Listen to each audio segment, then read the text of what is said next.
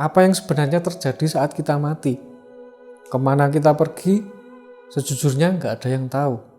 Tapi seorang pria bernama Andy Petro pernah mengalami near-death experience dan mengetahui apa yang terjadi setelah kematian.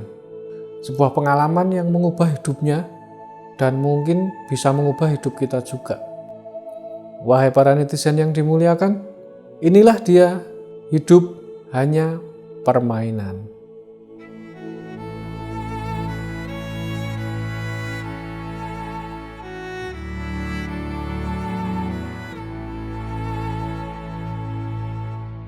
Halo semua, selamat datang di channel ini. Bagi yang belum tahu, ini adalah segmen Purpose of Life, di mana isinya topik-topik seputar spiritual yang ringan dan bisa buat penghantar tidur. Jadi, selamat beristirahat.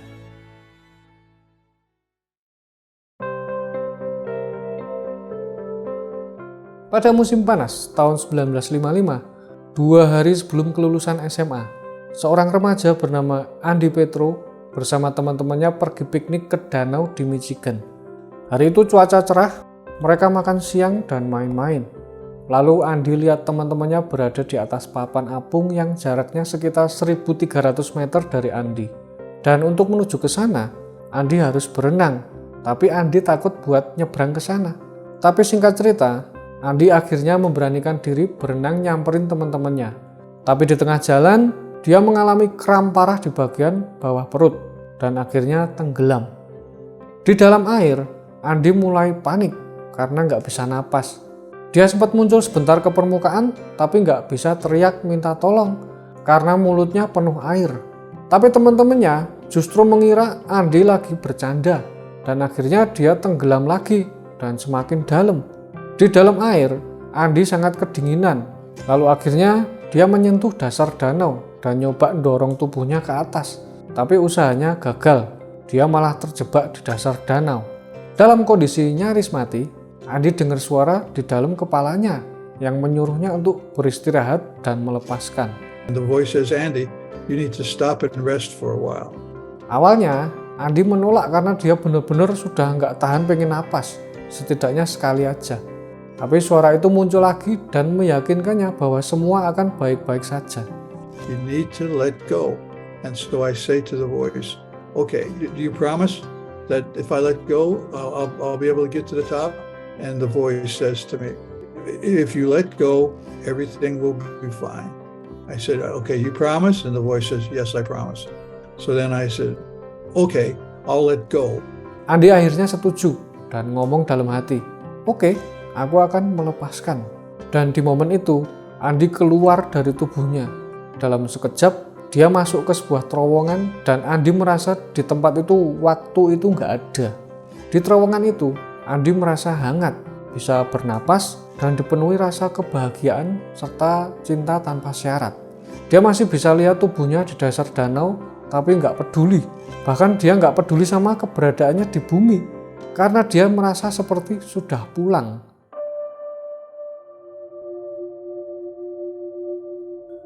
Singkat cerita, Andy melihat cahaya yang sangat terang tapi nggak bikin mata sakit. Dan cahaya itu menarik Andy kayak magnet. Lalu tiba-tiba Andy berada di dalam sebuah bola raksasa sebesar stadion bola. Dan dia ngambang di tengah-tengah bola itu. Di sekeliling bola itu ada layar-layar kecil yang menampilkan seluruh kehidupan Andy dan kehidupan sebelumnya di bumi, bahkan di planet lain. Dia berkomunikasi sama cahaya itu yang menjelaskan semua hal ke Andy. Dia bisa memahami semua kehidupan. Dan saat fokus pada satu layar, Andy nggak cuma mengingat, tapi juga merasakan emosi orang lain yang terlibat dalam momen tersebut. Semuanya transparan, tanpa rahasia. Dan lucunya, Andy merasa berada di dalam situ selama berbulan-bulan. Padahal dia cuma tenggelam selama 10-15 menit.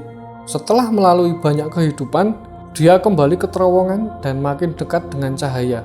Cahaya itu mengatakan, And the light says, Andy, I love you.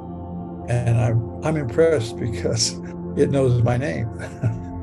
And then the light says, Andy, we love you. Setelah itu, dia melihat triliunan cahaya lain seperti dirinya yang menyambut Andy seperti paduan suara dan mengatakan, And they say in one chorus, "Welcome home, Andy." And at that point in time, I was absorbed into the light. Kemudian dia merasa menyatu dengan cahaya, menjadi bagian dari cahaya. Di momen itu, nggak ada kasta lebih tinggi atau lebih rendah, semuanya setara.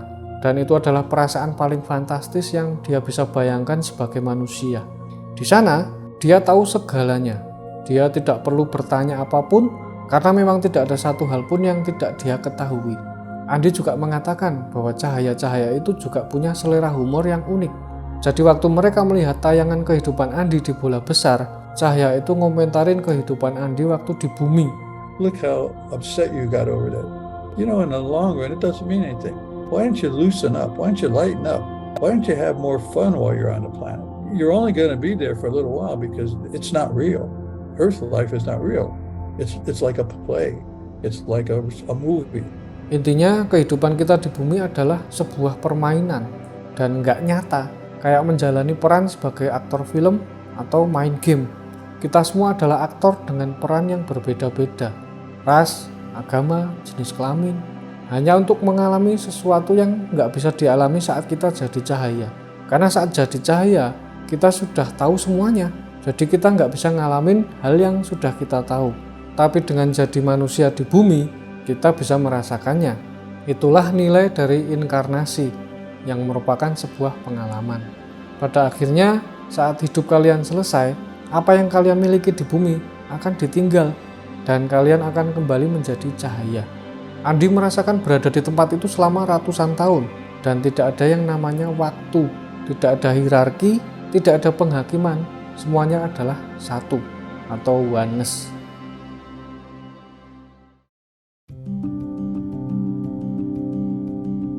Tiba-tiba cahaya itu ngomong ke Andy bahwa dia harus kembali, tapi Andy nggak mau.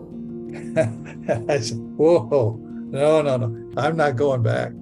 And the light says the second time, "Andy, you're going back." And I said, "Didn't you hear what I said? There's no reason for me to go back to that planet. I'm home."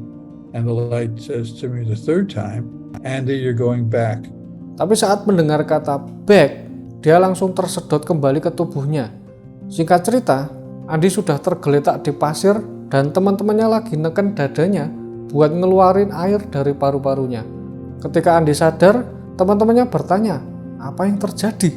Di sini Andy berbohong dan bilang gak inget apa-apa. Dia gak berani menceritakan pengalamannya karena takut dianggap gila. Andy merahasiakan cerita ini selama hampir 30 tahun. Baru setelah membaca buku Life After Life yang ditulis oleh Dr. Raymond Moody pada tahun 1980-an yang menjelaskan pengalaman NDE atau Near Death Experience, Andy baru sadar bahwa pengalamannya adalah nyata dan dia nggak gila.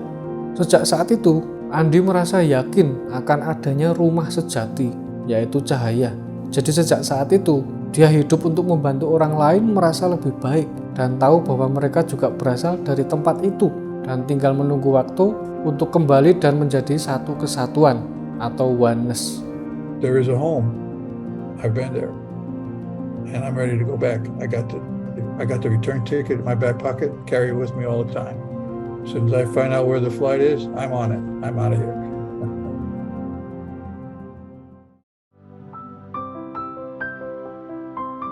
Saya nggak ngomong cerita ini palsu atau nyata, tapi kita ambil saja intisari dari cerita ini. Jadi kesimpulan dari semua ini adalah kita turun ke bumi ini dan mengalami kehidupan adalah untuk mengalami sukacita. Karena semua ini hanya sementara. Jadi daripada merasakan kesedihan, lebih baik merasakan kegembiraan. Begitu bukan? The light told me the reason why I'm here is to experience joy.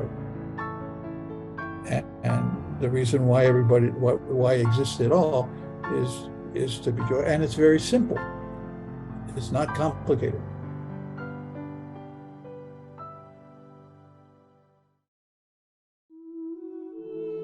Terima kasih sudah nonton sampai sini bersama saya, Hermas Adrian. Kalau kalian merasa video ini bermakna buat hidup kalian, silahkan share video ini, sebarkan ke grup WA keluarga. Terus jangan lupa subscribe dan follow juga sosial media saya di sini. Terus ini ditonton video yang lain. Oke, gitu aja. Sekian dan terima kasih. Dah.